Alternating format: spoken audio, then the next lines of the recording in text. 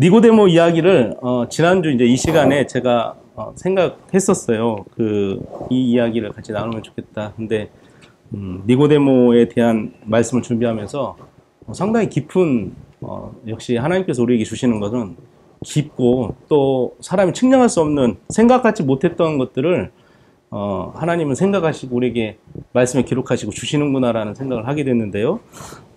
잠깐 말씀을 이제 살펴보면 니고데모에 대한 이야기와 그 배경, 이 이야기를 하시는 니고데모가 왜 밤에 예수님을 찾아왔는지 이런 상황들을 좀 이해하면 오늘 제목과 좀 부합되겠다는 생각이 확실히 듭니다. 오늘 모든 제가 같이 나눌 이 말씀의 내용은 이전에 우리 성도님이 기도하셨던 내용과 너무 흡사해요. 근데 이제 이게 이번 주만이 아니라 지난번에도 제 앞에서 먼저 기도하셨거든요. 순서를 바꿔야 되는 건지 이런 생각이 아까 기도하면서 또 들더라고요. 어쨌든 니고데모 이야기를 잠깐 살펴보도록 하겠습니다. 니고데모가 조금 전에 말씀드린 대로 요한복음 3장에 밤에 예수님을 찾아왔습니다. 밤에 찾아왔어요. 그러니까 낮에는 예수님이 너무 바쁘시다는 걸 알고 밤에 조용히 따로 시간을 내서 뭔가 길게 대화를 하고 싶었던 것이 니고데모가 밤에 찾아온 이유일 것 같습니다. 왜냐하면 예수님을 보니까 그때 당시 놀라운 기적과 이적을 행하고 병 고쳐주고 여러 가지 놀랄만한 일들을 하는 거예요. 그런데 그 놀라운 이적을 할 때 사람들이 역시 예수님을 따라다니잖아요. 그런데 니고데모는 조금 달랐어요. 무슨 말이냐면 보통 기적과 이적과 병이 걸리고 뭔가 아픔이 있고 상처가 있는 사람들이 이렇게 놀라운 이적과 표적을 행하는 예수님을 만났을 때는 뭔가 바라고 쫓아갑니다. 건강을 회복하려고 하고 또 뭔가 자기의 마음의 상처와 억눌렸던 것들을 해결하려고 하는 보이는 것들에 대한 물질적인 혜택까지 생각하면서 은혜받자라고 생각하는 그런 마음속에 쫓아다니는 거예요. 이 기적의 의미와 어떤 하나님이 왜 이러한 기적을 행하실까라는 어떤 계획함, 그리고 이러한 정당한 상징적인 어떤 기적과 이적들이 왜 일어났을까, 왜 이 시간에 이 예수님이 이걸 하실까라는 생각을 하기보다는 아까 말씀드렸던 보통은 그냥 현상적인 내가 부족한 걸 채우고 또 그것을 따름으로 해서 내가 얻고자 하는 물질적인 혜택을 얻고자 하는 그래서 내게 그냥 은혜 받고자 하는 어떤 수단적인 생각을 보편적으로는 사람들이 한다는 거예요. 그런데 이 니고데모는 그 이면에 예수님이 그냥 단순히 기적과 이적을 베푸지 않으시고 그 이면에 어떤 특별한 의미가 있구나, 하나님의 특별한 계획 속에서 예수님이 하고 계시는구나, 이런 거룩한 진리를 보기 위해서 니고데모는 밤에 찾아왔습니다. 왜 그러냐면요, 그게 제가 그냥 하는 말씀이 아니라 3장 전에 나왔습니다. 저희가 3장을 보잖아요. 3장 전에 2장 20절 잠깐만요.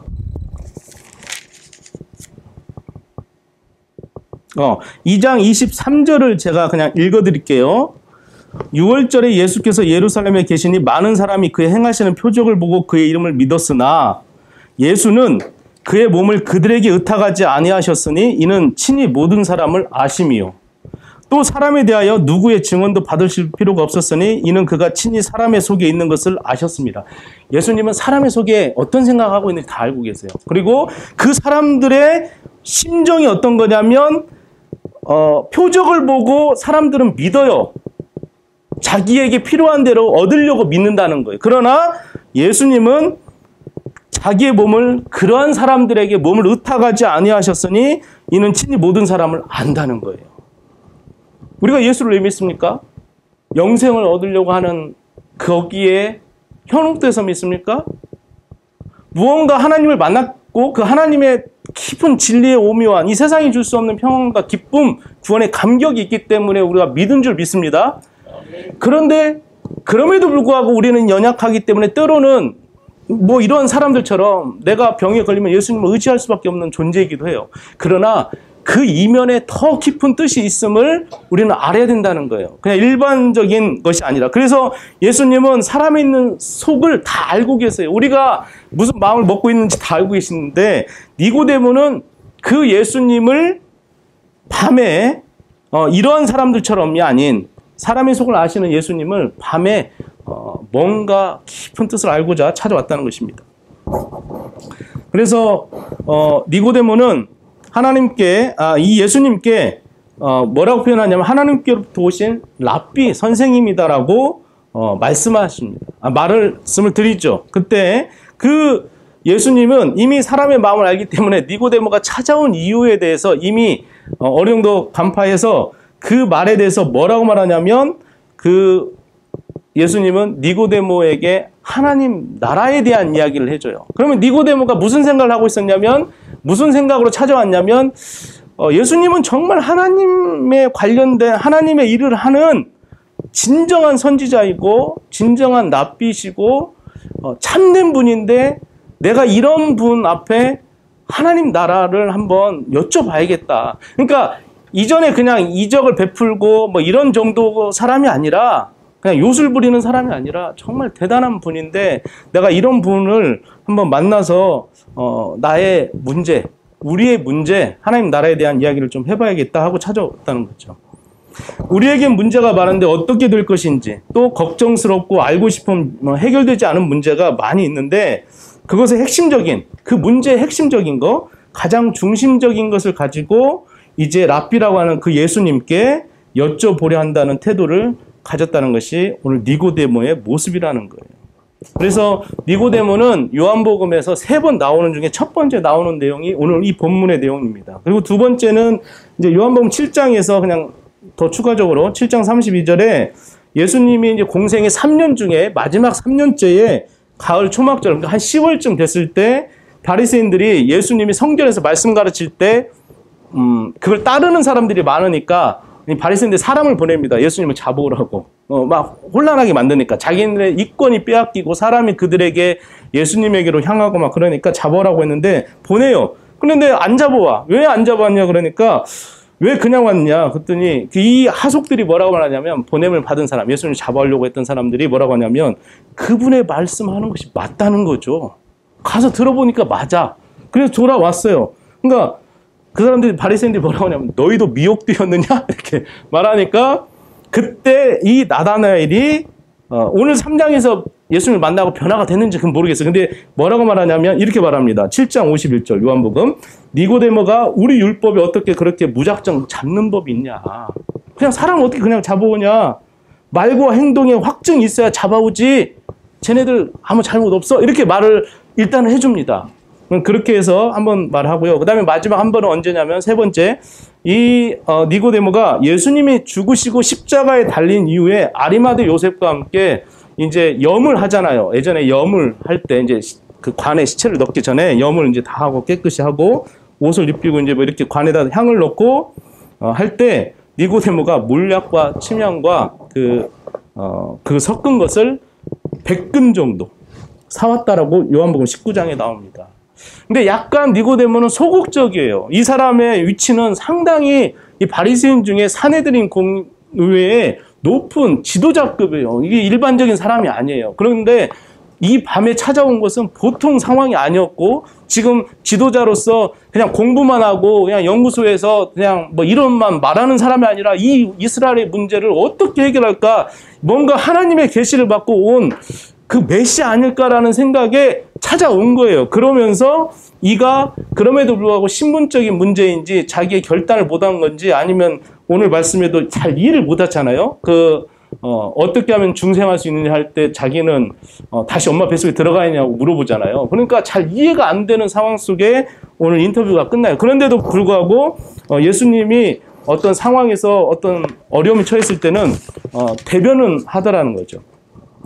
그래서 이스라엘 백성이 이제 이렇게 어려운 상황 속에 있을 때 이 니고데모가 이제 어떤 문제를 해결할 것인가 이 생각을 하고 찾아왔을 때 보편적으로는 아까 말씀드렸던 기적과 이사나 뭐 이런 표적에 대한 실제 일어나는 일들에 대해서 얼마든지 다른 술사들, 그러니까 예를 들면 성경에서 출애굽할 때 모세가 지팡이를 던져서 뱀이 되잖아요. 그런데 많은 술사들도 똑같이 행하거든요. 지발딱 던지니까 뱀이 되는 거예요. 그러니까 애굽 사람들이 뭐 우리도 할 수 있네. 뭐 모세만 하는 게 아니네. 이렇게 생각할 때 혹 한다는 거예요.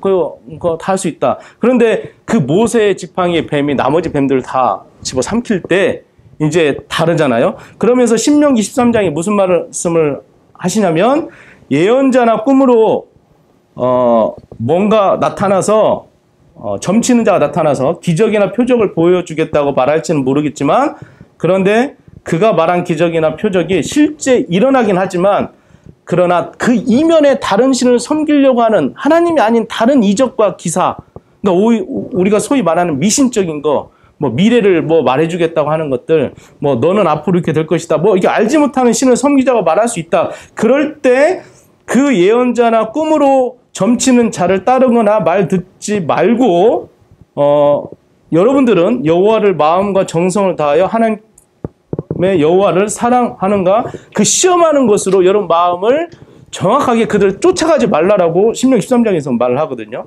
이게 무슨 말이냐면 니고데모도 예수님을 그렇게 볼 수 있었지만 니고데모만큼은 예수님을 그렇게 그냥 꿈으로 점치고 예언하고 뭐 좀 적당히 표적을 이적을 하는 그런 사람이 아니라 예수님의 말, 예수님의 생활, 지금 어떤 생활을 하고 계시는지, 그리고 예수님의 어떤 신적인 능력, 이 세 가지를 종합해 보니까 니고데모는 하나님께서 이 예수 그리스도를 이 땅에 보내시고 뭔가 다르다는 거죠. 그러니까 이분은 진정한 하나님의 메시아라는 생각을 갖고 찾아갔다는 거예요. 지금 오늘 이거에 대해서 니고데모가 정확하게 이런 분을 만나서 내가 하나님 나라를 알고 싶었던 것 같아요. 그런데 하나님 나라라는 말을 하지도 않았음에도 불구하고 이런 대단한 예수님을 딱 만나러 갔는데 예수님이 처음 하신 말씀이 3장 3절입니다. 한번 읽어드릴게요.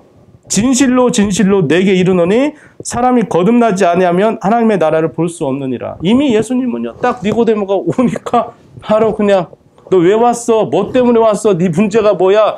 이거 대충 감 잡아가지고 점치는 사람들은 그 말씀에 해답을 찾거든요. 예수님 그러지 않아요. 바로 그냥 말씀하십니다. 거듭나지 않으면 하나님 나라 볼 수 없는데 라고 말을 합니다. 니고데모가 놀라죠. 내가 생각하는 그 하나님 나라 내 마음속에 지금 품고, 저도 알아요. 지금 이스라엘이 지금 엄청나게 고난과 고통을 당하고 있잖아요. 이 상황 속에서 내가 어떻게 해야 될지 지도자로서 답이 없어요. 방법을 모르겠어요. 이건 알아요. 어떻게 하면 된다는 건 알아. 그건 이미 성경의 율법사니까 이 바리새인의 최고의 학문을 했던 이 니고데모는 다 알고 있어요. 그러나 방법은 모르는 거예요. 그래서 예수님 찾아온 거예요. 그런 하나님 나라가 어떻게 올까요? 그런 평화로운 나라가 어떻게 올까요? 라고 했을 때 예수님은 하나님 나라를 보려면 거듭나지 않으면 안 된다. 중생. 그러니까 이제 중생은 또 처음 듣는 거잖아요. 그러니까 니고데모가 어떻게 할 수 있습니까? 성령으로 나지 아니하면 하나님 나라에 들어갈 수 없다라고 말을 하는 거예요. 그래서 여기 있는 우리 모두가 같은 신앙생활을 하고 신앙의 연륜이 감에 따라서 하나님을 얼마나 많이 하는가는 다 차이가 있습니다. 그것은 오랜 시간을 했다고 해서 많은 건 아니에요. 물론 더 많은 시간 하나님과 교제하고 교통하고 또 하나님의 역사하심을 경험하고 성령께서 만져주시고 또 비춰주시고 알려주셔서 깨달을 수 있는 시간들이 많을수록 확률적으로 하나님 앞에 그 뜻을, 하나님 나라를 볼 수 있겠죠. 그런데 그럼에도 불구하고 교회 마당만 밟는 사람들이 분명히 있어요. 제 자신도 때로는 이 자리에 와서 하나님이 오셔서 우리 예배를 받으신다고 하지만 고개 숙이고 딴 생각할 때가 너무 많이 있어요. 집중해서 하나님의 음성이 내 안에 부딪히도록 하나님 분명히 오셨는데도 불구하고 성령께서, 그럼에도 불구하고 성령께서 우리 마음을 열어주시지 않거나 내가 의지적으로 다른 생각을 하게 되면 그 성령께서 역사하시려고 해도 인격적으로 우리 마음을 그냥 송두리째 와가지고 하지 않으시거든요. 그렇기 때문에 조금만 내가 마음을 열고자 하면 이미 주님은 바로 앞에 계신 줄 믿습니다. 이 시간에 말씀하시는 그 성령의 음성을 우리가 들으면 사람들이 알지 못하는, 그래서 불안해하고 떨고 있는, 아까 기도 중에도 우리가 세상의 소리를 너무나 듣는 건 너무나 잘해요. 그래서 이것이 진리다, 이것이 맞은 거다, 이렇게 하면 인류가 편안하고 번영을 누리고 행복할 것이다, 아프지 않을 것이다. 나중에 나오지만 지금 미리 말을 할게요. 여기 이 장이 아니네. 제가 그냥 생각대로 말씀드릴게요. 우리가 지금 보면 밖에 있는 전기차들 많이 있어요. 테슬라 전기차가 일론 머스크가 만든 의의가 있어요. 전기차가 시대가 이제 전기가 필요하니까 그게 아니라 일론 머스크의 생각은 여러분도 아시겠지만 인류가 공해와 많은 지구가 오염으로 인해서 인류가 이곳에서 살기는 부적합해지는 상황으로 가고 있잖아요. 그런데 이런 상황 속에서 화성으로 가가지고 새 인류를 만들고 싶다는 거예요. 그러려면 지구가 화성으로 가는 동안 화성으로 사람을 옮기기 전까지는 여기가 보존이 돼야 돼. 그 기술력도 만들어야 되고 사람을 태우고 가는 여객기도 만들어. 아무튼 뭐든 준비를 하려면 시간이 필요해. 근데 이 시간이 너무 짧아요. 왜? 막 탄소로 쓰는 배출하는 자동차를 쓰기에는 전기를 쓰는 것보다는 너무 빨리 오염돼요. 그러니까 전기를 쓰면 탄소 배출이 덜 되니까 조금 그 시간을 벌어보고자 이 일론 머스크가 이 전기 자동차를 막 구상을 했다는 거예요. 그리고 아마존에 있는 베이조스 있죠. 그 머리 빡빡이 아저씨, 아마존의 수장. 그 사람은 인류가 만 살까지 살 수 있다라고 하는 그 DNA 게놈 지도가 30년 전에 우리가 다 확인했거든요. 그럼에도 불구하고 아무도 지금 정복이 안 됐어요. 그런데도 불구하고 이 사람은 무드셀라 재단, 그러니까 여기 우리 성경에 나와 있는 무드셀라가 제일 오래 살았잖아요. 무드셀라 재단에 수십조를 돈을 주고 생명을 연장하는 프로젝트를 개발하는 거예요. 그것들에 대한 돈들을 투자해요. 이 사람만이 아니에요. 구글의 창시자였던 세르게이 본인도 마찬가지고요. 많은 사람들이 지금 돈 있는 사람들이 인류가 불로장생하려고 하는, 성경은 강건하면 70이요, 우리 연수 70이요, 강건하면 80인데 우리 연수가 노아 홍수 이전에 딱 120세로 끝나요. 그런데도 불구하고 뭔가 더 하나님을 거슬러서 더 해보려고 하는 인간의 계획이 아주 그냥 교만이 하늘을 찌른 거죠. 빌 게이츠도 마찬가지. 모든 사람들이 그냥 공개석상에서 말하는 그 내용들이 그냥 비밀리에 음모가 아니라 말하는 그 내용들이, 그리고 투자하는 돈들이 어디로 흘러가는가 보면 그 인류가 하나님의 성경에서 기록된 그 계획이 아닌 다른 계획 속에 우리가 뭔가 할 수 있다라고 생각하는 그 교만함과 정령 죽으리라고 하는 그 계획을 위반하려고 하는 것들이 너무나 많이 있다는 거예요. 그런데 오늘 니고데모도 그 상황 속에서 지금 고민하는 내용이 좀 비슷해요. 이 상황이 무슨 말이냐면, 니고데모도 이 시대가 어떤 상황이었냐면, 일반 민중 이때 당시는 성경 말씀을 잘 모르는 상황에 있었어요. 그리고 니고데모가 살던 이 시대에는 두 사람의 큰 유대인의 스승이 있었는데, 힐렐이라는 사람이 하나 있고 샤마이라는 사람이 있거든요. 힐렐이 누구냐면 예수님보다 한 10년 앞에 같이 이제 살았던 사람이에요. 그러니까 10년은 같이 살았지만 더 이전의 사람이죠. 유대교는 아주 해박한 스승입니다. 이 힐렐의 손자가 누구냐면 바울의 스승인 가말리엘이에요. 힐렐의 손자가. 그러니까 이 바울도 이 힐렐의 제자가 되는 거고요. 전설에 의하면 이 가말리엘이 니고데모하고는 친척 관계라고 전승에 나와 있어요. 그리고 근데 나중에 이 니고데모가 예수님을 믿는다고 하니까 쫓겨나고 결국 가말리엘이 그를 변호해주고 돌봐줘서 어느 시골에 가서 그냥 조용히 여생을 보냈다라는 말씀이 그냥 나오거든요. 그러니까 이 니고데모도 정통 유대교의 아주 해박한 지식을 갖고 지금 이 이스라엘의 어려운 상황, 지금 이 당시 유대 사회는 이 대스승이 있었음에도 불구하고, 그리고 이 가말리엘 같이 정말 핵심의 유대인들이 있었음에도 불구하고 문제를 바꿀 수 없는 거예요. 어떻게 하면 이스라엘이 정치적인, 경제적인, 또 사회적 고통, 괴로움 이런 것들로 인해서 당면한 문제를 해결할 수 있을까를 고민하지만 해결할 방도가 없는 거예요, 니고데모가. 그래서 예수님 오늘 찾아온 거예요.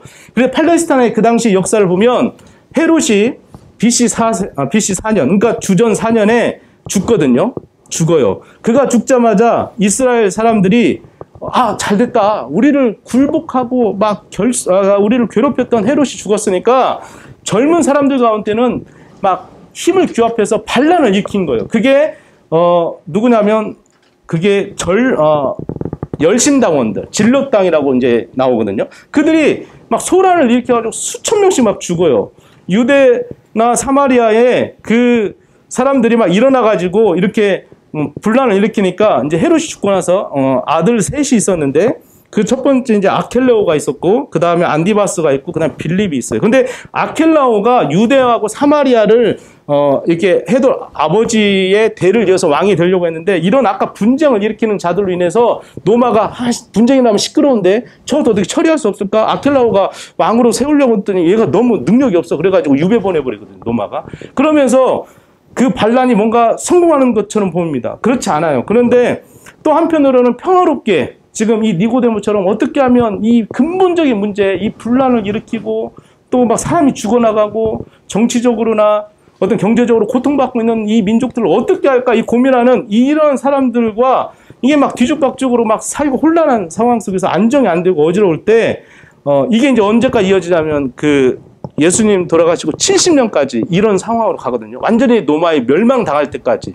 그때 헤롯의 아까 세 아들, 그게 이제 아까 아켈라오, 안디바스, 빌립이 있잖아요. 그때 안디바스가 예수님 공생에 갈릴리로부터 베레아까지 그 총독이 돼요. 영주가 돼요. 그래서 예수님도 이 안디바스를 뭐라고 표현하냐면 여우라고 봐. 아주 교활한 자기 이익을 위해서 그냥 사람들을 죽이는 거. 그러니까 예수님을 예수님이 어린 유아했을 때 죽이려던 사람이 바로 이 사람이에요. 이 사람 지금 제가 말했던. 그리고 이제 빌립이 또 한 명 있죠. 그러니까 이 세 아들이 아주 이스라엘을 괴롭히고 노마에게 그냥 아첨하고 돈을 바쳐가면서 이스라엘 백성들 괴롭혔던 상황에 열심당원 있는가 하면 평화롭게 하나님의 때가 언제 임하실는지 우리가 기다리고 있습니다. 그게 얼마 동안 기다렸냐면요.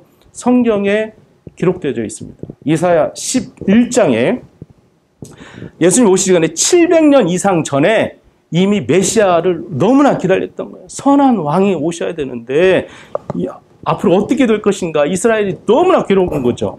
자, 제가 읽어드릴게요. 이사야 11장 가겠습니다. 오늘은 11장을 기억하면 여러분 큰 수지 맞고 집에 돌아가는 거예요. 왜냐하면 이사야 11장뿐만 아니라 다른 11장 또 있더라고요. 한 번에 외워지잖아요. 그러니까 한 번에 외워요. 이사야 11장 읽어드릴게요. 1절부터 5절까지입니다.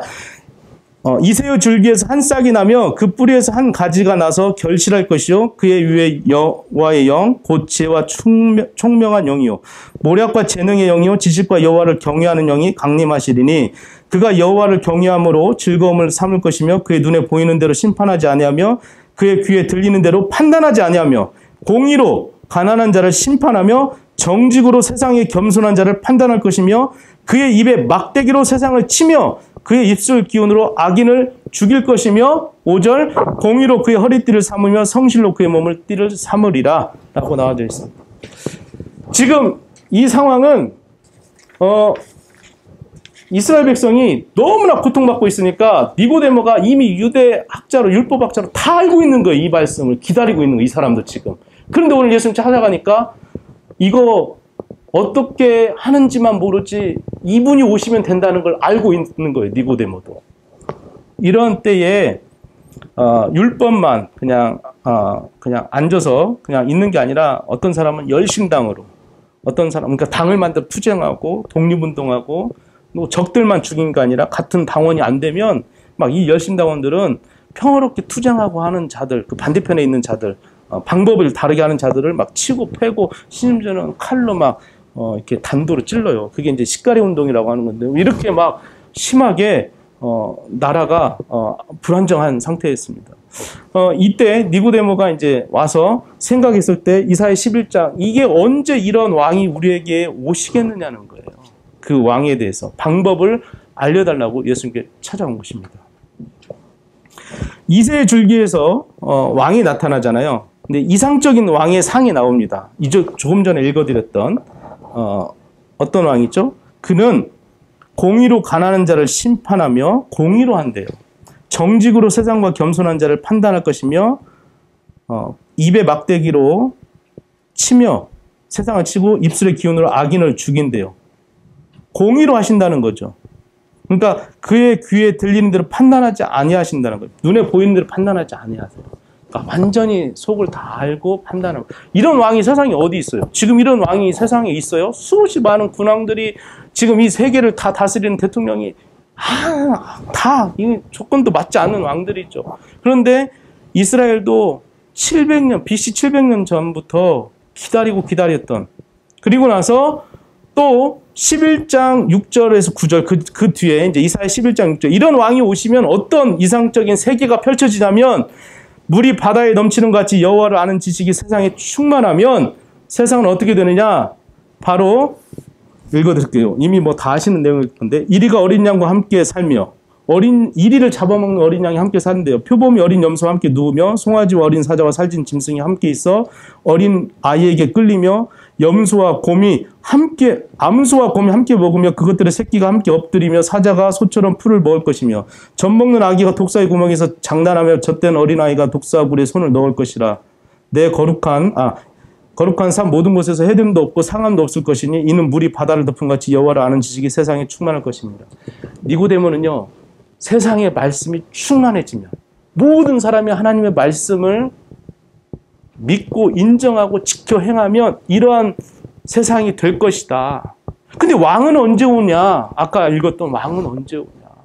우리가 이런 세상이 와야 되는데 지금 우리의 형편은 너무나 그냥 너덜너덜해진 삶이라는 거예요. 그냥 비참할 정도의 삶이에요. 죽지 못해 그냥 사는 정도의 삶이라는 거예요. 그래서 이스라엘 백성들은 수세기 동안에 전통적으로 이러한 내용을 알고 받아 내려오고 배우고 했었던 거예요. 그런데 이제는 일반 백성들은 이런 말씀도 이제 잊어버렸어요. 오직 바리새인처럼 말씀을 지켜 행하고 율법을 지키는 자들, 이 자들로 인해서 명백만 유지하고 있는 상태였어요. 왜 그랬냐면 메시아가 오실 줄 알고 바벨론 포로에서 해방되고 차례차례 이게 넘어가잖아요. 메대 바사로 넘어가고 이제 돌아가잖아요. 귀환하고. 그리고 성전을 짓잖아요. 그런데도 성전 기다리면 오실 줄 알았거든요. 이전에 구약 때는 성전에 지성소가 있고 법궤가 있었잖아요. 그곳에 임재하셨거든. 근데 성전을 지어도 안 오시는 거예요. 시간이 지나도. 본국에 와서 기다리는데 안 와. 그러면서 뭐가 쳐들어오냐? 마게도냐, 헬라가 쳐들어오는 거죠. 또 지배당하죠. 이제는 거대한 로마가 우리를 지배하고 있죠. 철옹성같이 막 우리를 짓밟는 것이 그냥 사자굴에 던짐을 당하고 막 그냥 그런 상태로 비참하게 또 동족 간에 배반해서 이런 왕들이 에돔 사람이었지만 헤롯의 자손들이 와서 우리를 괴롭히죠. 물론 순간 상황에 역사 속에 헤롯 왕이 다스리기 직전에 하스모니아 왕조가 있어요. 그 마카비 집안을 데리고 잠깐 이스라엘이 약간의 부흥기가 있었거든요. 그때 될 줄 알았어요. 근데 아니었거든, 그 왕조도. 그러면서 지금 니고데모는 또 생각합니다. 에스겔 11장도 아는데 라고 생각해요. 에스겔 11장 읽어드릴게요. 내가 그들에게 일치한 마음을 주고 그 속에 새 신을 주며 그 몸에서 굳은 마음을 제하고 부드러운 마음을 주며 내 율례를 쫓으며 내 규례를 지켜 행하게 하리니 그들은 내 백성이 되고 나는 그들의 하나님이 되리라. 아멘. 보세요. 이상적인 나라가 에스겔 11장에서도 난 이런 게 그냥 뭐 우연일지 모르겠지만 11장 이럴 때마다 꼭 놀래요. 어떻게 우리가 참 부족하니까 그냥 똑같은 장으로 똑같은 내용을 하나님이 우리에게 위로의 소망의 말씀을 주신다. 알잖아. 이제 우리도 알았어요. 이것을. 예수님이 메시아가 와야만이 이런 세상, 이런 진정한 하나님의 나라, 평온한 나라, 누구도 할 수 없는 공의로 다스리는 나라, 압제자 도 없고 그로 인해서 포로된 자도 없고 그것으로 상처받고 고난당하고 힘들어하는 너덜너덜해진 그런 경제적으로 정치적으로 힘들어하고 서로 죽이고 반목하고 막 이런 상태가 아닌 진정한 참 공의로 다스리는 왕이 오신다는 것을 우리는 이제 안다는 거예요. 그때는 언제냐? 오늘 에스겔 11장도 여호와를 아는 지식이 충만할 때 온다는 거예요. 그런데 이거는 아는데 니고데모는 방법은 몰랐던 거예요. 방법은. 그래서 예수님께 찾아왔는데 예수님이 말씀하신 건 중생입니다. 중생. 여러분 중생을 거듭남이라고 해요. 이 거듭남은 어떻게 되냐면 성령이 오셔서 하나님의 딱 인치신 자를 찾아서 그 마음속에 예수 그리스도 구원자의 그 죄인됨을 고백하게 하고 예수 그리스도를 주라 고백하고 내 생명이 어디로부터 왔냐? 하나님께로 왔다는 것을 고백할 수 있는 그 마음의 결단이 내 스스로가 할 수 있는 게 아니에요. 그러니까 니고데모는 이건 뭐지? 이건 내가 처음 듣는 말이에요. 그러니까 예수님이 말씀하시잖아요.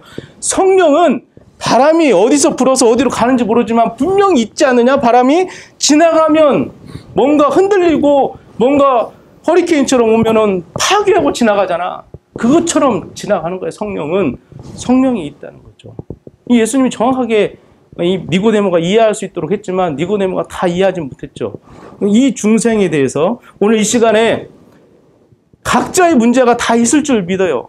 다 있어요. 우리 안에 개별적인 문제들이 다 있습니다. 그 문제는 눈에 보이는 간단한 문제부터 있을 수 있어요. 내 경제적인 문제, 내가 회사에서 당하는 뭐 여러 가지의 마음이 상하는 내용들, 관계 속에서 비롯되는 내용들, 또 우리 집안에, 또 내 가족의 아픔, 육체적인 아픔, 이런 건 다 있을 수 있어요. 근데 더 중요한 것은 하나님의 사람으로 부르심에 대한 내 죄인됨을 고백하고 그 너머에, 그 단계를 넘어갔을 때, 하나님의 사람이 됐을 때, 하나님이 붙잡아 주셨을 때 그 성령을 통해서 볼 수 있는 하나님의 나라, 지금 이사야 11장에서 말하는 것, 에스겔 11장에서 말하는 공의로 다스리는 하나님의 백성이 누릴 수 있는 그 세상이 줄 수 없는 평안, 아까 말했던 일론 머스크나 뭐 많은 그 세계적 지도자들, 슈밥, 다보스 포럼의 대표자 슈밥이 말하는 앞으로 뭐 유엔에서 말하는 2030 아젠다에서 말하는 2030년이 되면 어떻게 된다, 인류가 어느 정도 줄어들어야 된다, 이런 그런 방법으로 유토피아가 오는 게 아니라 진정한 하나님이 주시는 진정한 평안, 그 삶을 어떻게 우리가 누릴 것이냐, 그거는 예수 그리스도께서 나의 주인 되심을 고백하고 내가 중생하여 하나님 나라를 볼 수 있는 그 눈이 열렸을 때 진정한 참된 평안과 기쁨을 누린다는 거예요. 이게 위대한 그레이트 리셋이지, 진정한 리셋이지, 누가 와서 내 인생을 바꿔줘요. 누가 바꿔주냐고. 죄송한 얘기지만 우리가 백신 맞아서 우리 인생이 완전히 바뀝니까? 바뀌지는 않잖아요. 그러니까 그건 과정의 어느 부분일 수도 있고요. 그것은 또 다른 시간이 지나면 또 해석이 돼야 될 부분은 돼요. 그런데 중요한 것은 그건 하나의 보편적인 그냥 세상에 보이는 모습일 거라는 거죠. 우리의 영혼을, 영생을, 요한복음 3장에 아주 훌륭한 말씀이 쭉 이어지잖아요. 믿으면 멸망치 않고 영생을 얻는다고 했잖아요. 누구를 믿으면? 예수 그리스도. 그 예수 그리스도는 뭐라고 요한복음 3장에 뒤에 읽지 않았지만 13절부터 소개되냐면 하늘을 갔다 오신 분이 누가 있냐는 거예요. 하늘에 계신 분이 누구냐고. 예수 그리스도잖아. 인자 같은 이가 없잖아요. 우리 하늘에 영원한 생명을 주시는 하나님 보좌에 계셨던 분, 지금도 계시는 분, 그분이 누구예요? 예수 그리스도라고 지금 말씀하고 있어요. 요한복음 3장에는. 그분 외에는 갔다 온 사람이 아무도 없어요. 그런데 그분이 이 세상을 진정하게 그래 리셋하지, 누가 리셋하냐고. 새로 리셋이라는 건 새로 없는 거잖아. 나 이번 연도 6월까지 살아보니까 잘못됐네, 내가 다시 해야겠네. 영주권 서류 넣었는데 잘못됐네, 다시 넣어야겠네. 이게 리셋이잖아요. 그런데 이 리셋을, 인생의 리셋을, 내 영혼의 리셋을 누가 해줄 거냐고. 내 생명이 만살까지 살 수 있는 거? 그건 하나님이 원하지 않는 리셋이라고. 그게 어디에 나오냐면 창세기 6장에 나오잖아요. 사람들이, 하나님의 아들들이 세상의 딸들과 결혼합니다. 너무나 보기 아름다우니까 결혼해서 하나님의 범죄, 하나님 앞에 범죄를 막 해요. 그 안에는 땅에 이미 레피림이라는 거인족 속에 살고 있었어요. 하나님과 전혀 상관없는 사람들이 죄를 자기 힘대로 살아간 사람들이 있었던 거죠. 그 사람들이 왕성해질 때 하나님은 이들 갖고는 안 되겠다 해서 리셋을 한번 하시잖아요. 그때 누구를 부르냐면 노아를 부릅니다. 8명의 사람을 불러서 다 물로 심판하시고 새로 8명으로 새 인류가 시작되는 거예요. 이게 리셋이에요. 하나님은 그 당신의 백성을 그렇게 리셋해가는 거지, 뭐 내가 하나님과의 아무 삶에 관계없이 내 생명만 연장하겠다고 생각하는 그 사람들, 화성 가서 살아보겠다고 하는 거 하나님 가만 놔둘 것 같아요? 하나님은 이미 성경에 기록되어 있잖아요. 마지막 때는 누가 오냐? 예수 그리스도 하늘에서 올리는 자가 그대로 다시 오겠다고 하셨잖아요. 그게 리셋이에요. 마지막 리셋. 우리가 깨어서 이 시대에 분별해야 될 부분은, 중생했다면 이제 하나님의 성령께서 주시는 것을 들어야 되고, 들으려고 노력해야 되고, 그리고 그 기분은 성령 너무나 대단한 건데, 여러분, 우리가 이제 너무 막 깊죠. 하나님의 것은 너무 깊은데 이미 말씀을 주셨잖아요. 성경책에 뭐 좋은 성경책, 나쁜 성경책 없고요. 다 예수님의 말씀 빨간색으로 쓰여져 있잖아요. 성경책 펴보면 예수님의 말씀만 그대로 써인 대로 믿으면 성령께서 역사하지 않으시겠습니까? 내가 예수님이 하신 말씀이 예수님이 하나님이신데 그 하나님의 영 예수 그리스도께서 당신이 가시면 보혜사 성령 우리에게 주시기로 약속하셨고 실제로 오셔서 마가의 다락방에서 놀라운 사건들이 일어난 그 역사적 사건 앞에 우리가 동일하게 성령을 받은 사람으로 예수 그리스도의 하신 말씀을 성경에서 붉은색으로 된 이 말씀만 읽어도 우리가 믿으면 하나님 역사하지 않으시겠냐고요. 이 말씀을 듣고 믿고 우리가 지켜야 돼요. 이 요한계시록의 시작이 그걸로 시작하잖아요. 1장 3절에. 말씀을 듣고 읽고 행하는 것. 이것이 복 있는 자라고 했는데 이 리셋을 우리가 다른 데서 찾지 아니하고 하나님께서 하시는 리셋으로 나가길 원합니다. 우리가 다른 데 마음을 뺏기고 다른 것을 찾는 순간 그때부터는 혼미한 영이 우리를 흔들어대요. 그때부터는 우리의 심령이 그 뒤에 이제 창세기 6장 뒤에 11장도 바벨탑 사건도 온 지면을 흩어지게 하잖아요. 왜? 또 홍수 이후에 높이 올라가면 우리가 혹시라도 이 홍수를 면할까? 아니, 사람의 생각은 계속 악한 생각들을 해요. 그것으로 영원하지 않음에도 불구하고 이 시간 우리 다 같이 일어나서 우리 찬양하면서 나가길 원합니다. 주님만이 우리의 삶을 리셋하실 수 있어요. 그 리셋은 어떤 리셋이냐? 영원한 하나님 나라로 영생을 얻게 하시고 참된 기쁨과 참된 평안, 그리고 그분은 공의로 우리를 다스리시고 세상 악한 것들을 심판하시고 죽일 수 있는 분이에요. 그분만이 하실 수 있다라고 말씀에 이미 기록되어 있어요. 니고데모가 이것을 알지 못하여서 방법을 알지 못하여서 찾아왔을 때 예수님은 명쾌하게 답을 주십니다. 그것은 중생하고 성령을 통해서 그걸 알 수 있다라고 합니다. 이 시간에 우리가 성령 하나님 내가 어리석고 부족하여서 잘 이해되고 깨닫지 못해요. 그러나 나를 불쌍히 여기시고 긍휼히 여기셔서 이 시간 내 심령 가운데 오셔서 주님 같은 분 없습니다. 내 마음속에 주님, 내 마음 아시는 분 주님밖에 없습니다. 고백하시고 이 시간 찬양하시고 기도하도록 하겠습니다. 주님 같은 분 없네.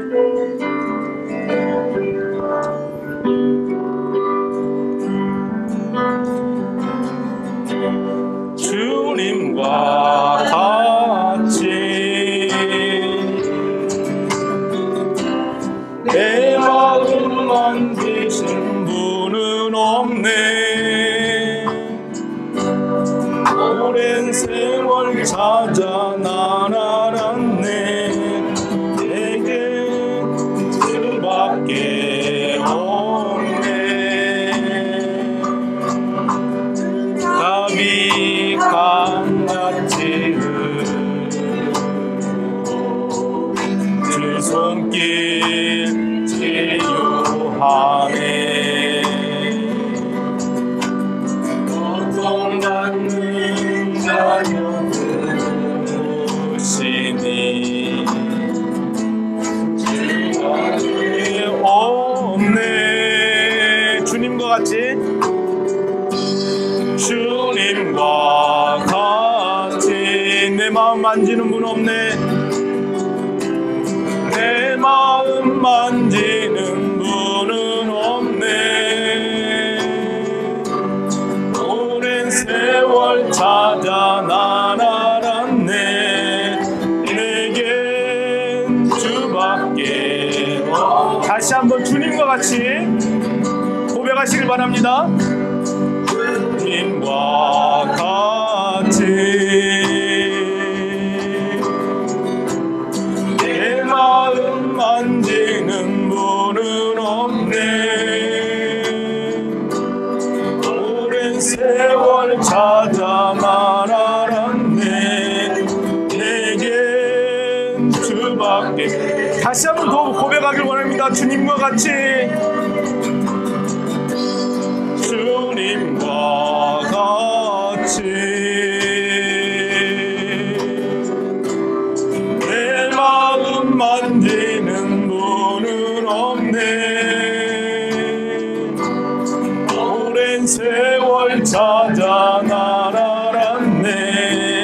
내게 주밖에 없네. 이 시간 기도하길 원합니다. 오직 나를 아는 분은 내 옆에 사람도 아니고 내 가족도 아닐 수 있습니다. 오직 나의 상태와 내 심령의 아픔과 내게 영원한 생명을 줘서 하나님 나라로 인도하실 분은 오직 하나님이신 예수 그리스도밖에 없음을 이 시간 고백하길 원합니다.